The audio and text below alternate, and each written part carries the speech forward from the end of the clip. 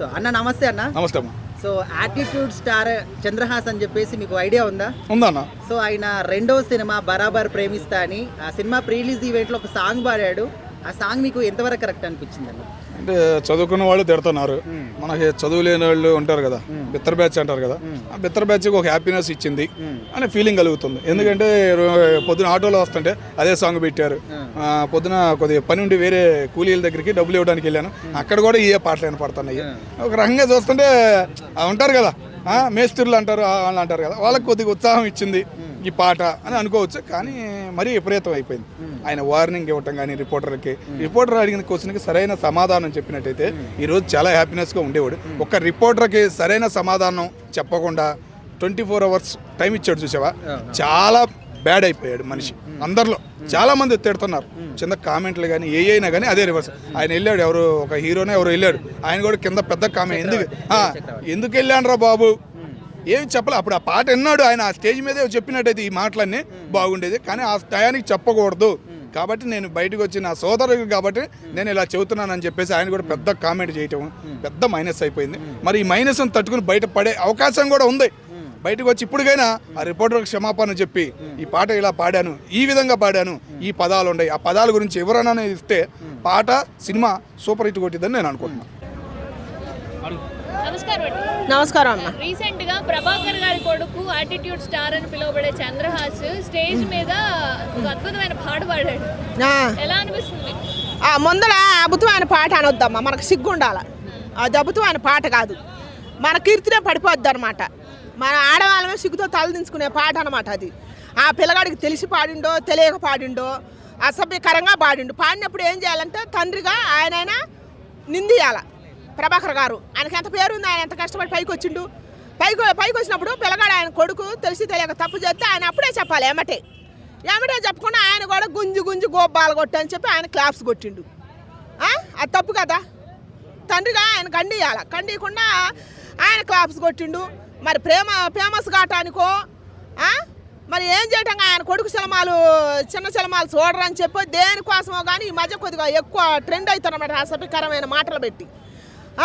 కొద్దిగానే సిగ్గు లేకుండా పిల్లగాడంటే అటుడి కానోడు, వయసు తక్కువ, ఆ పిల్లగాడు అహంకారంతో పాడినప్పుడు తండ్రిగా సరిదిద్దాల్సిన బాధ్యత ఉందిగా.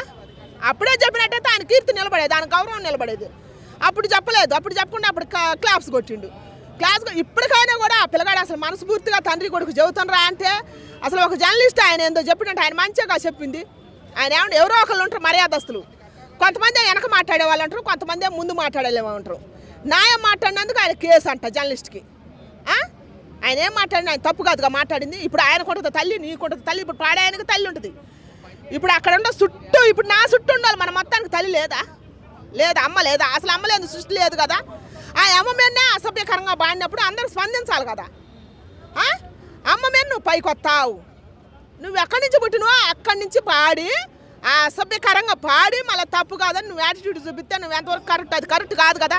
అంటే గతంలో కూడా నన్ను తిట్టారు, బూతులు తిట్టారు నన్ను అందరూ, అప్పుడు లేని అది ఇప్పుడు ఎందుకు గుర్తొస్తుంది? ఒక 2 సెకండ్లు 3 సెకండ్లు ఉన్నటువంటి బూత్ అక్షరమే మీకు వినపడుతుందా, మిగతాదంతా వినపడట్లేదా అని చెప్పేసి అంటున్నాను.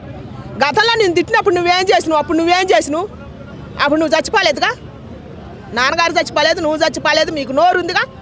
మిమ్మల్ని అసభ్యకరంగా మీ తప్పు లేనప్పుడు మిమ్మల్ని అన్నప్పుడు అప్పుడు మీరు మీ చేతిలో పలుకుబడి ఉంది. మీడియాని పెట్టి వాళ్ళని పిలిపియాల్సింది. ఇప్పుడు మంగ్లీ ఒక పాట పాడింది, యాంకర్ మంగ్లీ.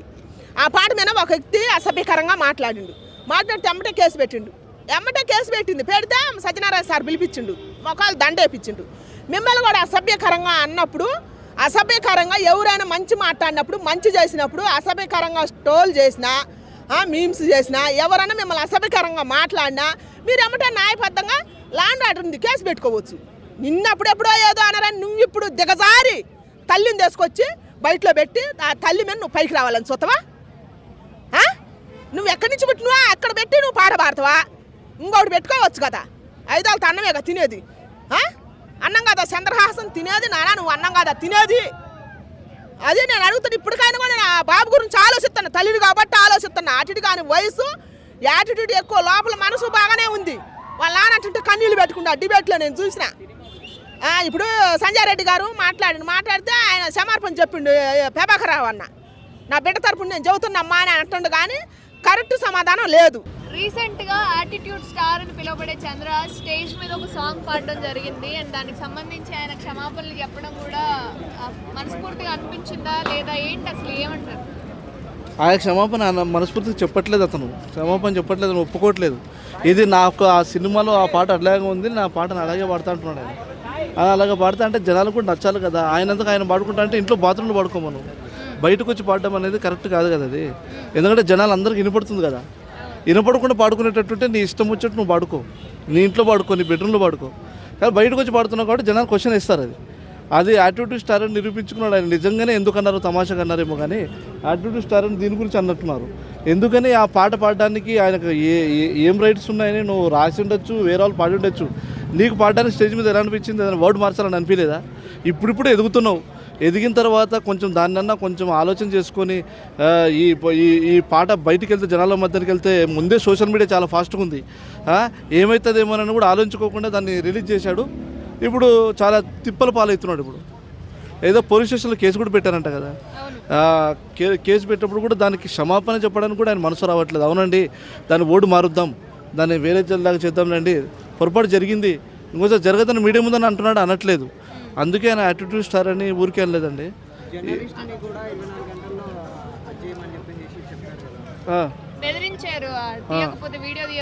జర్నలిస్ట్ ఎందుకు బెదిరిస్తారు? జర్నలిస్టు బెదరరు.